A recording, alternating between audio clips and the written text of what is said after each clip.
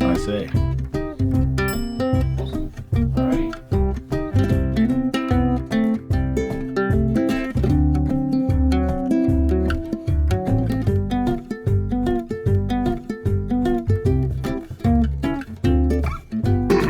I just want to preface this by saying I was 19 and also fake deep.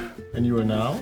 I'm now 24 in fake deep, Yeah, but I was indeed 19 in fake deep. Okay, what is this? And it was still when I had the Oh yeah, the hair of life. the gritty hair, Gritty hair. gritty hair. Gritty hair. So can we all just, before we laugh at me, just know that and take it to heart. Okay. And understand that the animation at least was great. Shabba, that's good. Like, shout out to Conrad. Integrity.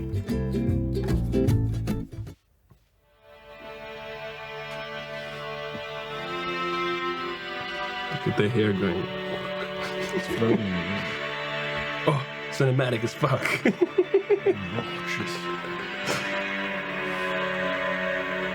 Yeah. Songs for Wednesdays is an album about everything. My stories, stories of others, the future, the past, and everything in between. That's like when you have, when you write an essay and you don't have enough words to finish everything to in finish between. the essay. Like it's like, and thusly I say to thee that I, in that fact, wrote an album. The beginning, the end. That could all have been condensed into me being like, I wrote an album. And the middle. It's absolutely nothing like my first project, and Project. will probably be nothing like my next. Yeah, that's true. Very As an artist, one must always try to grow and evolve. Is what? I hope in the direction I grew into this time. Yeah. I'm not gonna finish that. That's the old string pack. That was indeed the old string pack.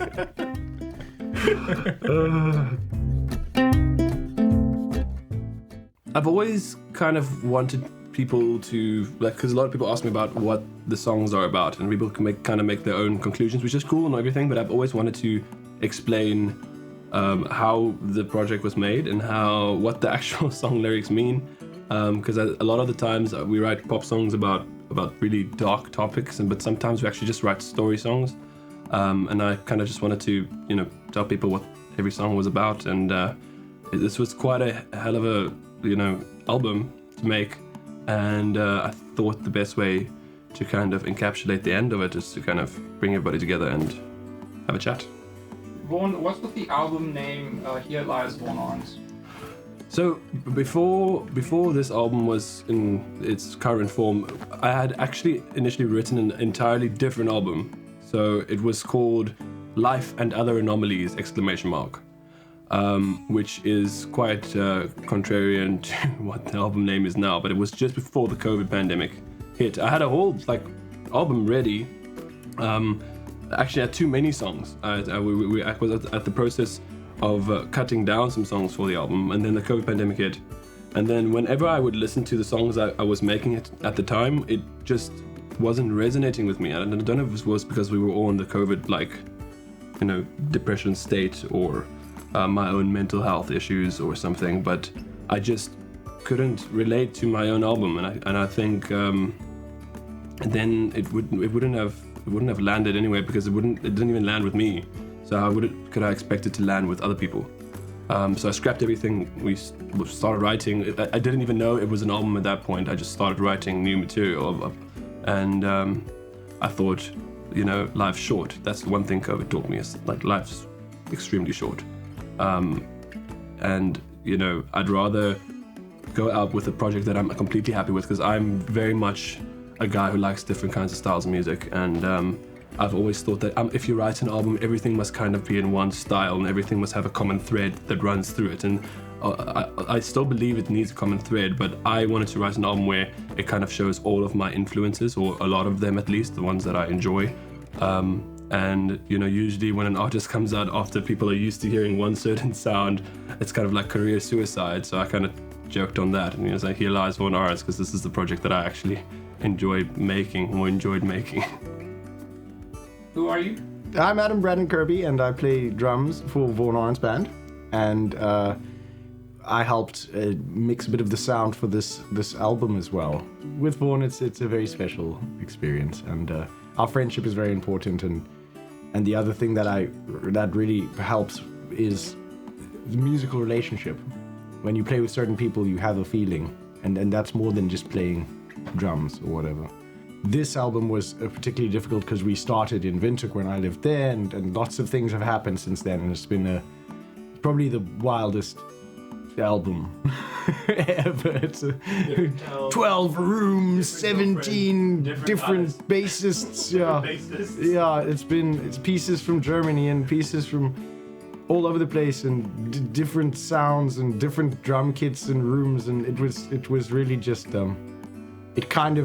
we kept making it and moving on with life and making more of it and moving on and then asking for this, and it was a complex one. My name is Raymond Mupfumira. I'm the bass player and keyboard player of this band.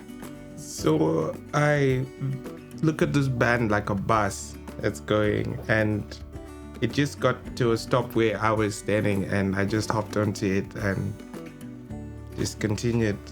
Sometimes I jump off the bus by going to Zimbabwe, and I get back on it. What does this album mean to you? It's different. It's like it's not written in a normal way where it's got an A and B. It just goes.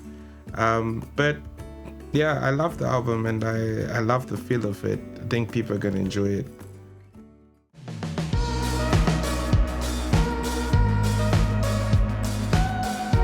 Take us through the credits for Thorn in My Side. Okay, Thorn on My Side. Production, me. Drums, Adam. Bass, Ray. Vocals, me. Studio, Nautilus. I have to say that because with this album, like, every song was kind of made somewhere else. Thorn on My Side is probably the only song to date, and I say this to date because it's probably not going to be the last, that doesn't have any sort of like rhythm guitars in it. It has bass in it, really cool funky bass from Ray, but like it has no acoustic or rhythm guitar, and that was kind of a defining thing for me in the other albums and the other EP I released. Is I'm known as the guy with the gering on stage with the fucking drum, and the guy now with the drummer and the bassist. Like, I'm known as the guy with the guitar. I'm not known as the guy playing synthesizers and launch pads, even though that was what I was doing in my free time on other projects for other people. So this was a turning point for me because me releasing this song meant I opened up a door for us to explore way different genres of music where we can actually step out of our comfort zone and play styles of music that people aren't used to hearing from the Vaughn Ahrens band. And it's an important topic for me. I watched this documentary, really old documentaries, 50s documentaries about people with mental disorders like schizophrenia and all that, and they actually interviewed the people who had these disorders, which I think in today's culture would never fly, whatever. And I actually took that interview and I cut it up into pieces. Those are the little the little vocal chops you hear everywhere. It's from that. So it's written from the perspective of someone who has schizophrenia. It must be the most confusing thing in the world, not understanding what's happening to you all the time. And I really tried to channel that kind of thing, because I think it's important that people start taking mental health as seriously as physical health, because the one cannot exist without the other one. Yeah, this one was actually the quickest. Yeah, Question? The mini lockdown we had, remember? Yeah, the second or third. Because I came down here for the mini Yeah. lockdown, and then we booked some studio time because, like, what else did we have to do? Yeah, so second or third wave of, lockdowns. But Vaughn sat at home with his launch pad and his sounds, and he created the song. And Vaughn always gives me some basic drum ideas, like the basic beat that he's kind of hoping for, so that I can know what he's looking for, so that when, a lot of the songs on this album, I didn't even listen to the song before I actually played it, including this one. And this one, this has got the favorite fill drum chop It has that. of the album Yeah. on the way in out of the second break part. Yeah, so this one was awesome. Vaughn brought a perfectly produced song, and we came into Nautilus. Like, it was super quick, this one. Yeah. The mixing, bringing it in, we dropped it in the computer here, we tracked drums, we tracked vocals, a bass was sent to us, and we just... Then, wasn't it? Yeah. And we just slapped it together, and we had a song. And if the rest of the album had gone that way, we would have had it done about a year and a half ago. So... I really like Thorn in My Side. It's one of those songs where I was in the area and I went to Vaughn's house to play FIFA actually.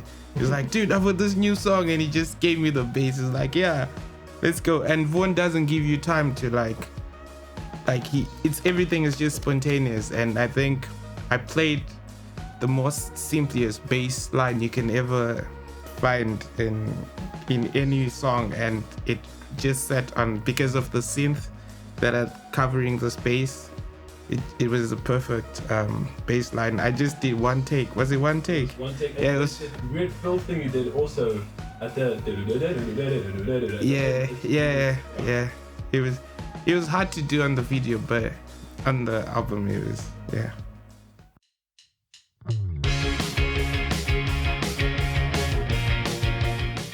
Okay, so Small Talkies is one of the older songs actually, writing-wise and production-wise. It was one of the first songs I made for the album.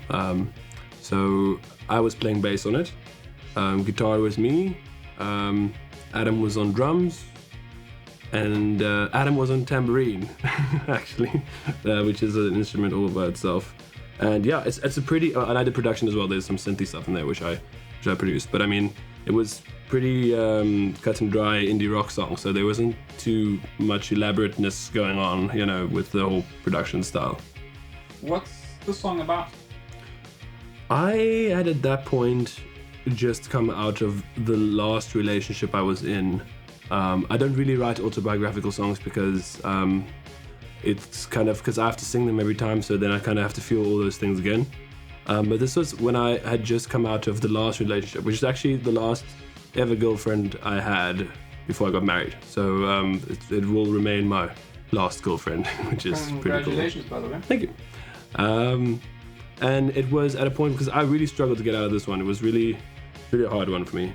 And I wrote this song when I kind of felt already that I feel like I'm over this. You know what I mean? I don't write diss tracks or whatever, and it's not, and I don't think there was anyone to blame in this relationship. I just think it just didn't work. And it was kind of just the outlet for me to kind of get over this, and I did, and it worked. And it's a really fun song to play and to listen to for me. Was this a more challenging song to play or make? Yeah, this was a challenging one. Playing very. I've only ever played it right once, the time in the studio. Vaughn's been wanting to play it live, and I've been letting him down quite heavily. So I've got to practice that one again. It's got a really annoying foot thing, and it just, my foot refuses at a certain speed. And live we sometimes go a little bit fast. Production-wise, this one was challenging. There was lots of backs and forths between me and Vaughn, and a lot of mixed revisions, and this one was quite dense and hard to just get right. And this album, we're making pretty different genres every song, and this one being more guitar and punk heavy, and like to get the drums to sit right and all that stuff. It was quite a difficult one. This, compared to Thorn on My Side, this was probably one of the harder ones. Yeah. Why continue making it when you guys were struggling so much? Well, this one actually also resonated with me. I don't know if I fought to keep it or if we just somehow kept it because it got there. But in this production world and with mixing and producing and everything, songwriting, all of it, it's sometimes you just got to keep hitting your head against the wall until you get it right. But the songs that mean enough will come and nag you the back of your head. Like, there are a few that we dropped off this album, and I'm sure in a couple of years they'll probably come bite us in the back of their head because the time is right, or there's a moment in life which resonates with that. This song really resonates with me right now, and has done, because I mean, if you've heard the lyrics, it just says what it says, and people can be that way, and you can feel very alone and unnoticed, or your feelings can be just ignored by someone that you care about heavily, and that's why the song resonates with me, because there's a lot of that in life, and I think that's important to make music that resonates with people, so that's probably why it stayed on the album.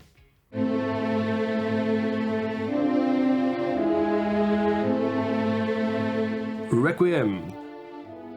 Ukulele. There's no guitar in there. Ukulele and keyboards and production stuff, me, and vocals. Drums, Adam, and bass was still Llewellyn, actually. This was just before Ray got in the band. I think we recorded the song as Llewellyn told us that he's going to go further. He studies in Pretoria. So I think this was the last song that he was on before he left. And studio, I have to say that, was we were renting a space in Windhoek, like at the CBD, in the CBD area. So we recorded drums and vocals and bass all there, and ukulele as well. And yeah, there's actually a little cool tidbit there at the end.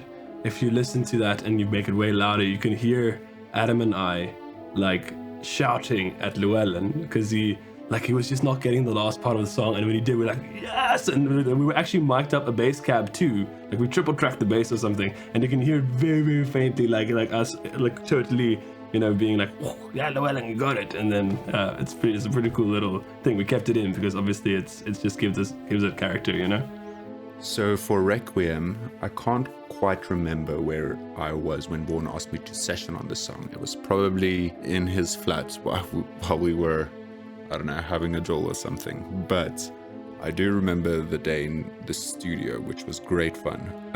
Me and Vaughn and Adam went in. Vaughn had sent us the demo by then, so we'd all learn our parts. And then we were tracking the bass and the drums that day. So I remember Adam doing his take. I think he did 1 or 2 takes, which went very well. And then we did my take. And I remember this little bit at the end where I just kept screwing it up. So I'd try and do a whole take, and then, I'd fade the note out too soon or something along those lines. So yeah, I think I had about 3 or 4 takes.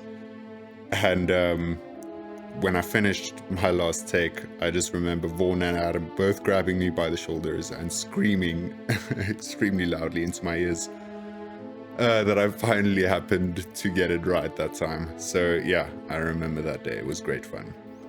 Tell us, what's the song about? Requiem. I don't think anyone's going to expect this. So it's a story song. It's not autobiographical whatsoever. And I wrote the song about, and I see in my head, because you'll see on the single cover on iTunes, you'll see a cat on a wine glass. Because in my head, I saw this cat, right? Like a what's it called, anthropomorphized, like a human cat kind of thing, with a wine glass standing on a terrace. And he was the ruler of this world that we were on, or the people were on. And he was becoming jaded with people, and it was kind of like almost draws parallels to Sodom and Gomorrah kind of thing. The people were kind of becoming bad people and doing things he wasn't agreeing with. And he decided that he's going to go down to this world, and as a human, if he can find someone who can love him, then he'll spare the world. If not, Thanos style, Takakamu kind of thing, right? And he did it. When he went down, he met a bunch of people, and he was his heart was broken. And this song was written just before he did the Thanos clap thing on his terrace. And I remember, like, the image I had in my head was this cat guy with a wine glass standing on his terrace overlooking the whole world. And it was the last few moments of humanity, and they didn't even know it. I think we all just want to know, what kind of drugs do you need to take to be able to come up with that? I'm kidding. Skip that. Please keep that in. That was when we just started recording this album. I think that's the first song that we did, and we had this little room in Windhoek, partially treated with some cloth but it was big. So drums ruled. You know, big rooms don't have to be too. But you know, there's a truck driving by every once in a while going in your mic. And I mixed it at home in my little bedroom with my little bits of foam on the wall, my little tiny HS5 monitors, and still one of my favorites. The first thing I'd say is pressure. With that song, the tone first. To get the tone of the bass. The first couple of gigs we had a bass amp, but now you have to kind of work it with like a wedge. And I like the bass line, like I hear it in my head before. It's one of those songs I'd listen to a lot to get it right because I was new in the band and you know you want to impress. And it's one of those songs that made that set the tone, like for me to get to this Vaughn Ahrens music. Yeah, and I learned it from Llewellyn himself. Like he was sitting there with the bass. I had bass, so it was easy but not easy. But he was showing me and like, yeah, you can do that. Okay, I didn't do that, but you can do that. And I got the approval from the man himself, so I like it.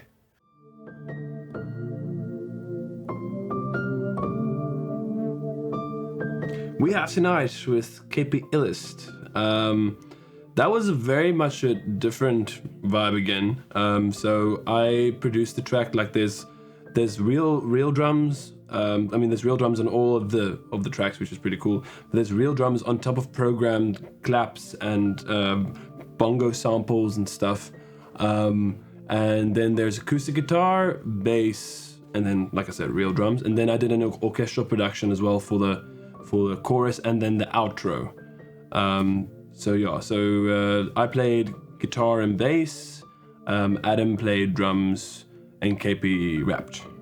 I loved it, and because it's so different from what I'm used to doing and what I'm used to collaborating on, that excited me even more. And then, of course, come on, man, it's my doggy Vaughn, man. But no, I love the song. I personally like it, and everyone I played it to, they like it. My ass was asleep, and Vaughn sent me the song at like 2-something in the morning, just like, yo, what's up? And I sent it back with my verse on in a couple of minutes, like, yo, what's up? Right back at you, bro. Thought I was sleeping. So that's how it came about, and I think it's a very natural, like artist is awake, send something to some other artist is awake. And it would have taken me more time if I wasn't feeling it, but from the jump I was feeling it, so I jumped. What's the song about? So, funnily enough, I sent this song to KP at like 2 a.m. or something because I have a blatant disregard for other people's privacy. And I wrote this song actually about me in Finland 2019. And I'm so glad that I can say this now after I've quit my job. But like I got so drunk one night, the last night, that I was hungover as hell the next day, and I was supposed to take a trip with my friend Matthias. Shout out Matthias. Also, sorry Matthias. And we were supposed to go from Finland to Estonia on a boat cruise. It's like a day trip. And I completely like missed that at all because I slept through my call time to be there. So there's a line that goes from a terrace in Tallinn and through Hatfield at night. So Tallinn is the city we were going to go to in Estonia. So that's where the song originated, and then I wrote it as a fictitious friend of mine because I thought about Matthias. Sorry, Matthias, because he also paid for the trip that he couldn't get me to go on. And I thought about these friends that you meet in different countries and what they mean to you. I mean, Hatfield is in South Africa. And I created one fictitious person out of all of these friends I have all across the world. And it was kind of like a homage to, when you see them, you have that one day to kind of enjoy it with them. Like, we don't have a lot of time, but we have tonight. And that's what that song's about. KP interpreted that as being about a girl, and he wrote about a girl. So. What was it like working with KP on this song? Dude, KP is like the most charismatic guy you've ever met. guy is just smiling and amped for everything and everyone. Like, he's just a cool dude, man. Okay, so I didn't listen to the song before the video recording, and Vaughn likes surprises, and you know it's just so much pressure for me in the band where they're like, oh, Ray can do this, but sometimes it's like, wait guys, wait. I played the whole video, and I got the lines like the slides and the parts that the camera needed to take correct, but after like 2 weeks after I listened to the song, and the bass line I played in the video is not the bass line that's on the song. Bad. No one noticed it. Yeah. Well, until now. Yeah, until now. Yeah. But it's one of those videos that because before Vaughn, I was playing for like a lot of artists, and just after I started sharing that video with my friends, I stopped getting booked. Because they're like, now you're playing the Vaughn Ahrens band. I was like, yeah, it's cool then. Yeah, we have to. It is what it is. Sorry, Ray. In a good way, though. In a good way, yeah.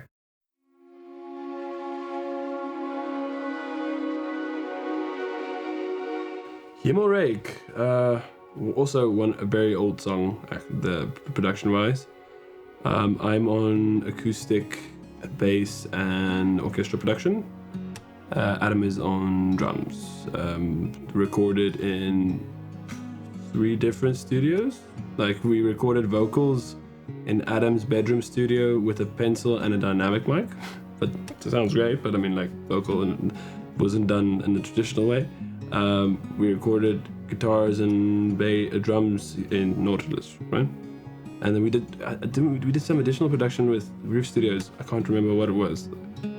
Didn't I record vocals? Melodyne did there. Like, so it was like 3 studios involved with this production, yeah. Tell us what the song is about. Rake was also this album's full of relationship songs. I mean, when COVID came, it wasn't just COVID. I also, at that point, came out of a relationship, so it was like a weird mix of feelings. And it's that part of denial when you're in a breakup where you're like, could I just, please, can we not do this? Can we just at least then have one more try at this, or one more night, or one more whatever, to just kind of, when you're in the denial phase. Because I mean, when you're in a breakup, it's like the same brain chemistry then like losing someone to death. It's the same thing, and the worst part is they're alive to see it, or they're alive to see them again. So it was like one of the stages of grief, I suppose. I like to put at least one Afrikaans song on each of my projects because, contrary to popular belief, like, we speak Afrikaans at home, so it's not, well, when I used to live with my parents. And I feel like as someone who's bilingual, and you feel emotions differently in different languages, I feel. It's the same with like German or something. Like, because of how the language is structured, you can express yourself in a different way. Just as I can't express myself the same way in Afrikaans than in English, vice versa. You know, there are some things I can't say in Afrikaans that I can say in English. And this was one of those raw emotions kind of thing. So I couldn't think of another way to put it. It's like when people ask you, what language do you pray in? Like, do you pray in English or in Afrikaans? Because, like, for instance, I pray in Afrikaans because I think in Afrikaans when I'm being earnest and honest with myself, because that's the language I grew up in. So I suppose it's a way more raw song. So I suppose I reverted back to factory settings.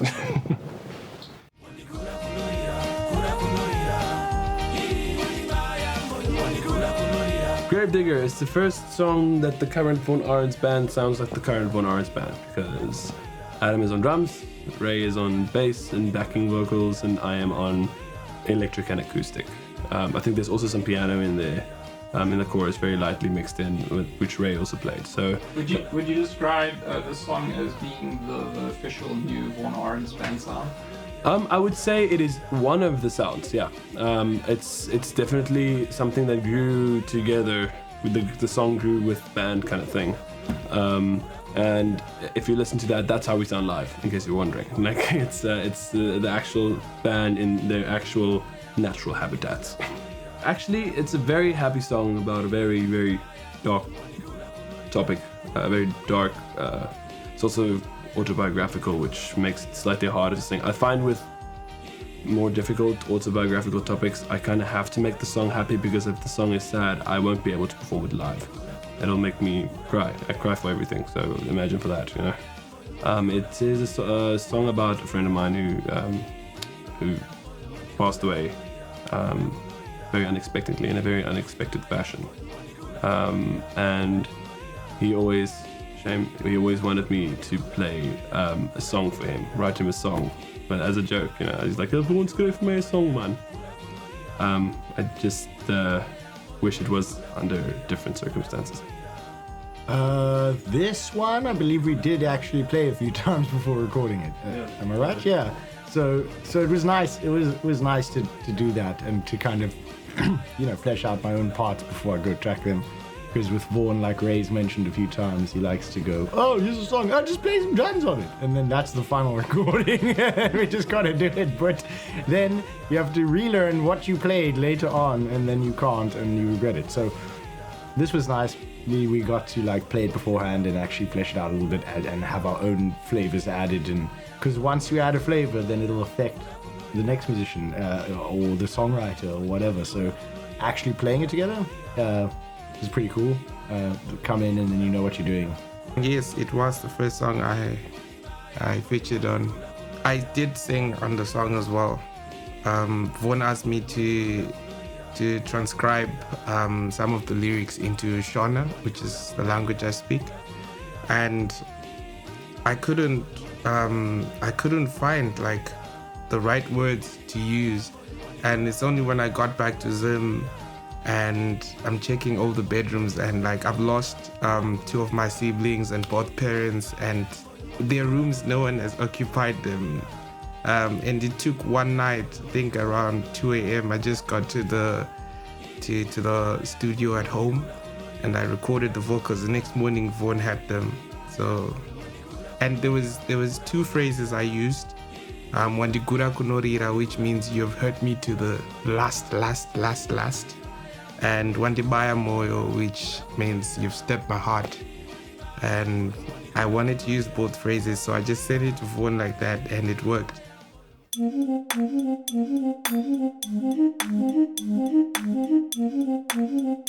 Production, like synthy stuff, was me. Electric guitar, me. Bass was not, there's no real bass line per se, so I just played the root notes on a bass guitar to give it that bass feel. So bass, technically speaking, me, I suppose. Drums, Adam, and then we have a solo from the man himself, Johnny Bink, the very first Vaughn Ahrens bassist. So that it's a cool little homage to the first time we all kind of got together and did the thing. I like the song from the get-go. I like the way she moves as well. It was groovy, punky, immediately got the vibe. I listened to it for the first few seconds and I already knew, wow, this is like perfect song to put a solo on, and I already had ideas flowing. So, I mean, it was groovy, it was catchy, really was a nice change up from some of the other styles that I'm used to. What's the song about? It's one of those Requiem songs. I wrote it after watching, I think Adam was there, we watched a spoof movie called Velocipaster. You went to sleep. I went to sleep, but the concept haunted me. Not the part where the pastor turns into a dinosaur, but like in the movie, the pastor falls in love with a lady of the night. And I thought that was a cool concept for a song. So I wrote this song about this youth pastor who meets this lady of the night at some other event, and then they kind of hit it off, and it's the back and forth of his own morality versus the love he feels for this woman who obviously is completely anti what he believes in, and that's how the song came about. Yeah, this one just guts, straight down the line, so it was easy to play.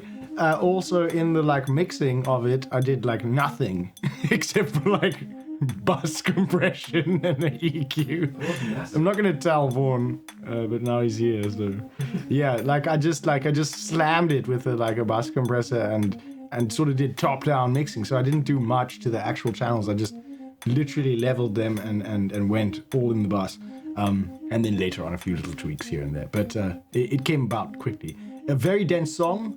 There's a lot of layers, and that little which I also like cut out and muted in the chorus because there was just too much information. Told Vaughn, but I don't think he knows about it. I heard it. Oh. So, yeah, this one was dense, but that solo from Johnny in Germany was like so cool, man. I think it's still in MP3 format. In the final, we're sitting here on 48K 24-bit, but that's it's an MP3, but it works, man. It's got the right amount of, you know what I'm saying, from the MP3 grid. Yeah, don't tell anybody we did that because, if Gernot knew.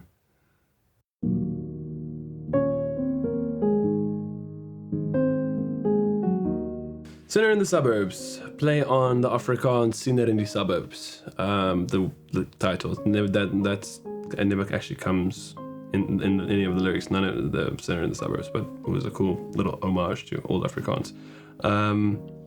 I played acoustic on it, and Raymond played piano on it. Llewellyn played bass on it, and Adam played drums on it, and then I did the whole scoring part with the cellos and the whatever. So it's actually Vaughn Ahrens band plus one. It's pretty cool, like we, did that thing. Yeah.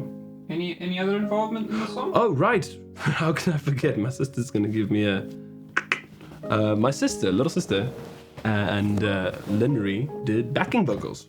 I've been begging my sister. My sister has a beautiful voice. I've been begging her to sing on one of my songs, and she did backing vocals on this song with Limery. Tell us, what's the song about? It's a story song.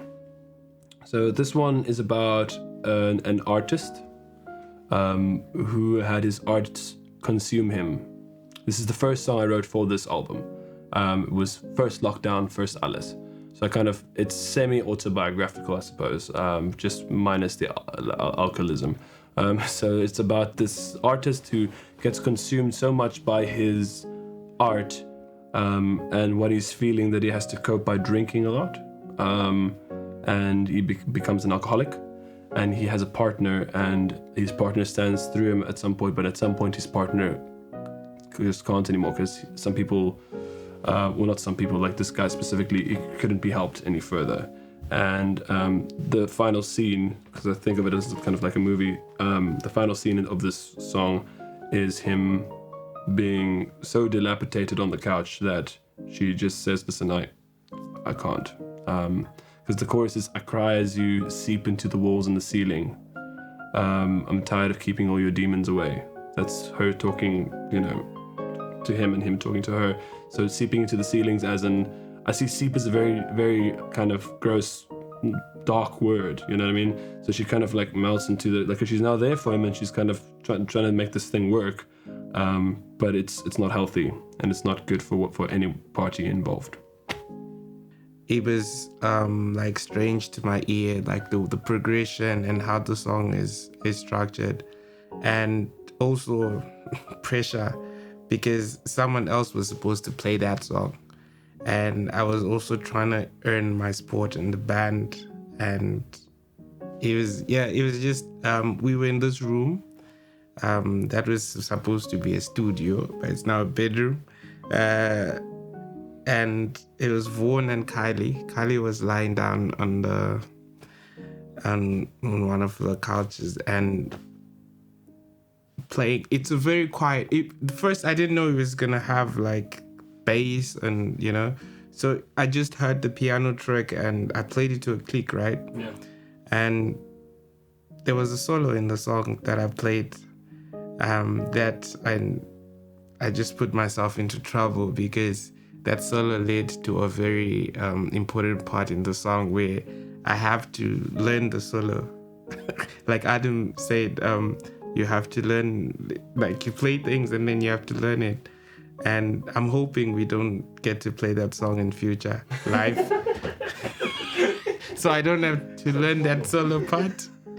But I know it's gonna happen. It's gonna happen. I can't wait for the album to come out so I can practice it.